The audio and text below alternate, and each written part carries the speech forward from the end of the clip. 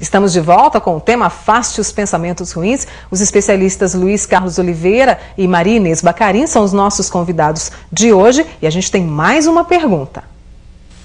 Bom dia, Mônica. Eu sou Maria Luísa, aqui da cidade de Divinópolis.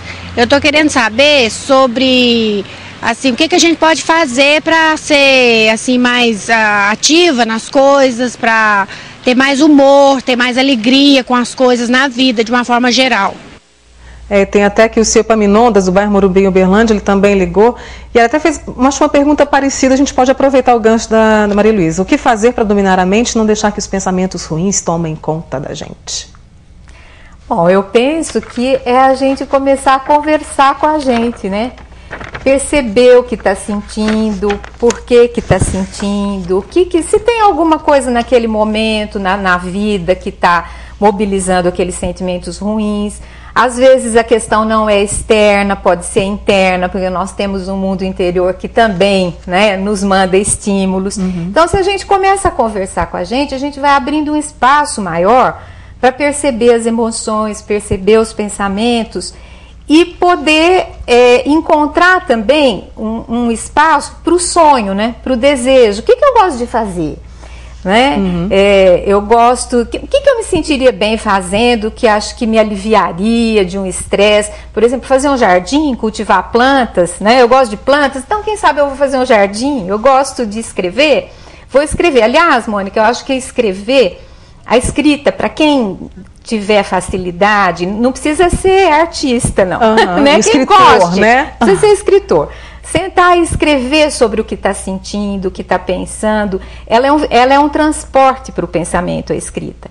E pensar o quê? Pensar o que se está vivendo, o que se está sentindo, porque esse tipo de pensamento, pensar o que se sente, né?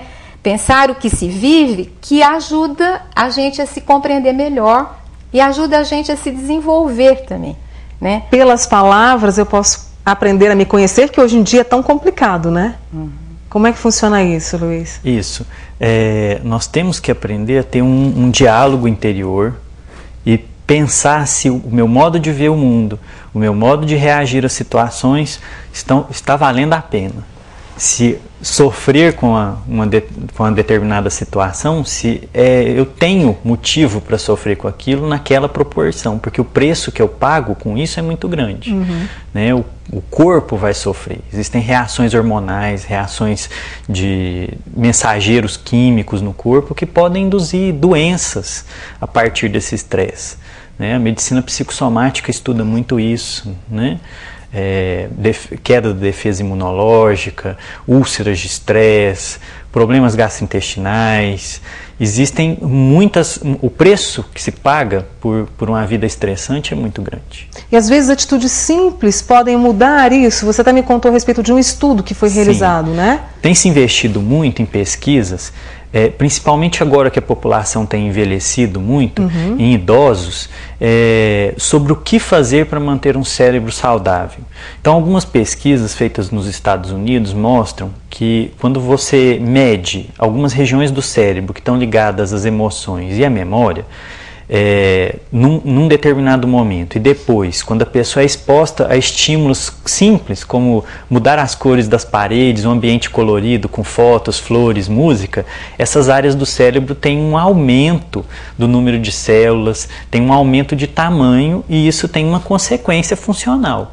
Então são essas atitudes de relação, de buscar amizades, investir nos relacionamentos, de investir em relacionamento, isso tem consequências físicas. Então vamos começar, né, a colocar mais cores. Precisa agir. No nosso dia, né? A gente tem mais uma pergunta, vamos a ela. Eu sou Luciene, sou residente aqui em Anaxá e gostaria de fazer uma pergunta para o especialista. Como que eu faço para ter uma atitude positiva e o que isso facilita para a minha saúde? Vai ajudar em minha saúde? A gente até falou que agora facilita em tudo, né? Você pode até mudar seu estilo de vida mesmo, procurar coisas mais saudáveis. Realmente tem um peso, um peso bom, digamos assim, né? Bom, então a gente parte do pressuposto de que a pessoa estaria então com um pensamento negativo, né, a respeito de determinada situação, ou não se sentindo bem naquele dia, né? Eu penso que o primeiro passo é tentar olhar, né, para a situação de uma outra maneira, né? Olhar também para que, bom, o que eu estou sentindo falta? Por que tudo está tão ruim, né? O que eu gostaria de fazer para melhorar? Eu acho que volta naquilo que nós estávamos falando, de poder resgatar um pouquinho a condição de sonhar, que é o brincar também para o adulto, né? Nós estávamos no começo do programa falando das brincadeiras. Justamente. Né? Procurar, por exemplo, se a pessoa gosta de um artesanato, se a pessoa gosta de pintar, se a pessoa, né? E ler também pode ajudar? Ler, porque tem gente eu acho que ler muito, porque ler nutre a pessoa, né? Qualquer as boas livro. leituras. Não, penso que não, né? Acho que ler, eu estava pensando em termos da poesia, por exemplo, os poetas são artesãos da palavra, sem né? dúvida. Os escritores clássicos, eu acho que são livros que ajudam a pessoa a ver refletido ali uma série de vivências humanas. Então você sente o escritor nomeando coisas que você vive, de um outro contexto, de outra forma. E aí encontrar até respostas mesmo, né? Para aquela situação que você vivencia, mais ou menos assim, né? A arte, de modo geral, não só a escrita, mas qualquer forma de expressão artística, e hoje o cinema tem uma importância muito grande nisso, está retratando ali, são questões nossas. Por exemplo, hoje o quanto tem crescido filmes, livros que trabalham com o lado simbólico, né, do brincar, Harry Potter e outros temas, né, que têm aparecido e que têm atraído a atenção de adultos, não de crianças, porque é uma necessidade de brincar com esse lúdico, né, para expressar o que está sentindo, o que está sofrendo. Então é uma forma de... Eu tenho mais 2 comentários aqui de uma senhora que nos ligou, disse que passou por uma cirurgia recentemente, está em casa há muito tempo, está ansiosa demais, parece que a cabeça não anda muito em ordem, tanto que ela brincou, né, que tem até vontade de matar quem passa perto dela. Sim, acontece, isso é muito comum em pacientes que têm a vida ativa e de repente são forçados a ficar quietos em casa, desenvolver um transtorno de ansiedade, com irritação, com muita raiva, pensamentos ruins.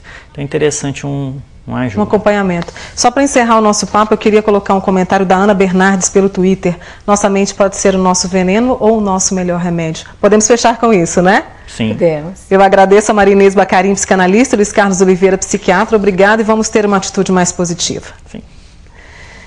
Ele melhora o condicionamento físico, trabalha a autoconfiança, os músculos ficam mais resistentes. É um pouco do que o Taekwondo tem de bom. A repórter Vanessa Carlos foi conferir uma aula de Taekwondo.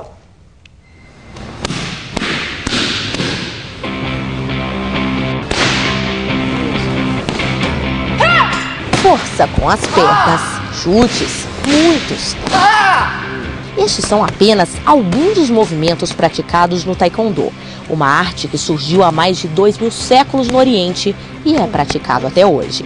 O principal é saber se defender e com tanta atividade, o resultado aparece no corpo. É uma atividade física que você mexe todo o grupo muscular, tanto pernas, membros inferiores, abdômen, os braços. É uma atividade física completa, que ainda vai estar te dando essa parte que nós já havíamos conversado, que é a defesa pessoal.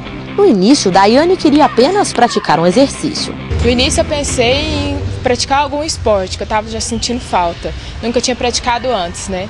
Então aí, quando eu comecei o Taekwondo, eu escolhi o luta, porque também me dava outras possibilidades, como defesa pessoal. Aí depois, quando eu já estava dentro do Taekwondo, que eu percebi o leque de possibilidades que existe, que eu me interessei mais ainda e que me permitiu continuar. Agora, depois de mais de 4 anos, nem pensa em parar, porque os resultados surpreenderam. A maior diferença foi nas pernas mesmo, porque o Taekwondo ele prioriza os membros inferiores, então a perna mudou bastante. Músculo onde eu nem imaginava que existia, apareceu, e o abdômen também, trabalha bastante o abdômen. Os braços a gente percebe a diferença, mas não é tanto quanto as pernas. O professor explica que todos podem praticar, é só respeitar os próprios limites. Cada um tem o seu limite, né? Aqueles que iniciam vão estar treinando devagar, vão iniciar trabalhando o seu alongamento. Pausadamente, nós vamos estar isso aumentando o seu treinamento. Iniciante, intermediário e avançado. benefícios para o corpo e também para as emoções, porque a autoestima aumenta, assim como a sensação de segurança num dia tão corrido, agitado e perigoso. Durante as aulas são ensinadas técnicas de defesa pessoal, mas segundo o professor, a técnica precisa de prática constante. Para que você treine a defesa pessoal, você precisa dar uma continuidade nisso. Não é simplesmente uma semana, que se você pode aprender suas técnicas em uma semana, se você não der a continuidade a isso, em 1, 2 semanas você já esqueceu tudo o que você já tinha aprendido. Você vai estar perdendo ali seu tempo de reação, a sua velocidade, as suas técnicas. O que você treinou em uma semana, se você não der continuidade, de nada vai valer. Um esporte de luta e movimentos que exigem concentração e disciplina. Um jeito de dar um basta no estresse. Foi embora tranquilo, calmo, é bom para relaxar, para desaliviar o estresse do dia a dia. Muito bom, você vem aqui, você faz novas amizades, cria grupo de amigos. Ele vai extravasando aquele nervosismo, ele vai gritando, ele vai suando, pulando, dando chutes. Então quando ele vai embora para casa, ele vai bem relaxado.